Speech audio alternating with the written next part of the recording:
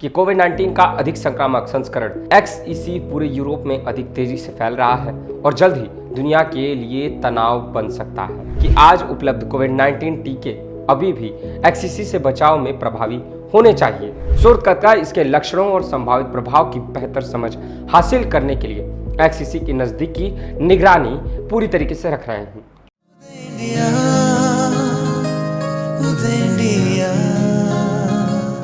नमस्कार, उदय India digital में आपका स्वागत है। मैं हूं सात्विक उपाध्याय।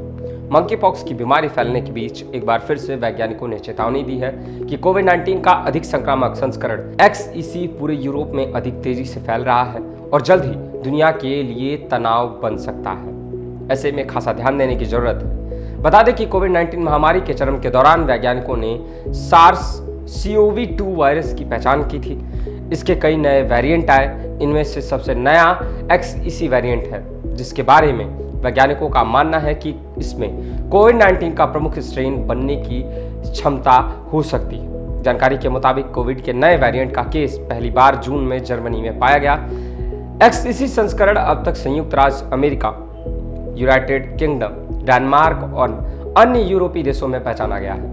फिलहाल डेनमार्क और जर्मनी में XEC के 16 से 17% संक्रामक मामले हैं। वहीं यूके और नीदरलैंड्स में लगभग 11 से 13% मामले एक्टिव हैं। द इंडिपेंडेंस की रिपोर्ट के अनुसार अब तक पोलैंड, नॉर्वे, लग्जमबर्ग, यूक्रेन, पुर्तगाल और चीन सहित 27 देशों के 500 नमूनों में XEC का मामला पाया गया है। यह वेरिएंट ओमिक्रॉन स्ट्रेन का एक उपवंश है और इसमें KS 1.1 और KP 3.3 उप वेरिएंट का एक हाइब्रिड भी है।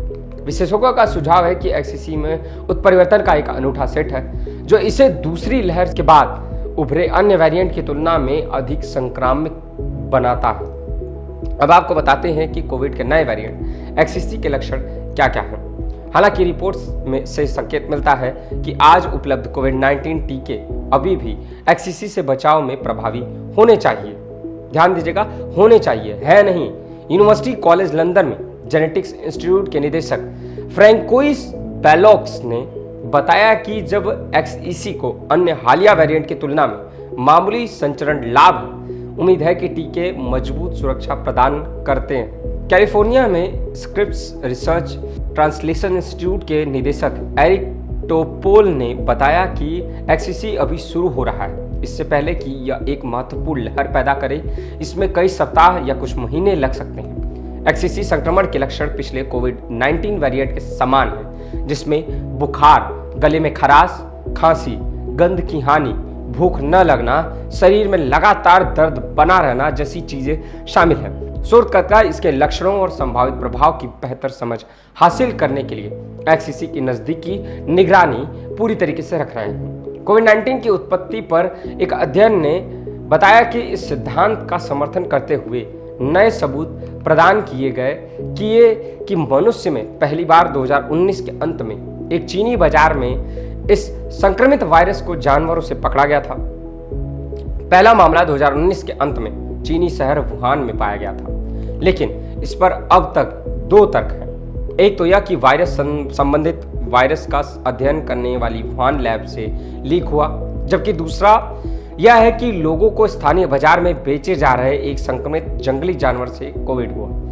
वैज्ञानिक समुदाय ने बाद वाले सिद्धांत का समर्थन किया है, लेकिन विवाद बढ़ता ही जा रहा है।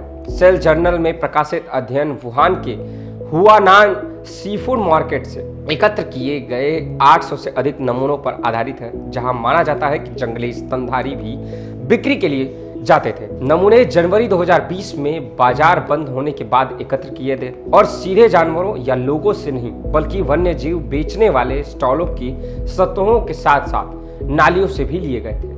तो दोस्तों, एक बार फिर से कोविड का नया वेरिएंट मिलना और वैज्ञानिकों द्वारा उसे पहले कोविड के समान बताया जाना काफी चिंता का विषय है। तो ऐसे में एक बार फिर से हमें ध्यान देना होगा और फैल रहे नए वेरिएंट से सजग रहना होगा। आज की इस कड़ी में बस इतना ही। और भी खबर के लिए देखते रहें उदय इंडिया डिजिटल को। धन्यवाद।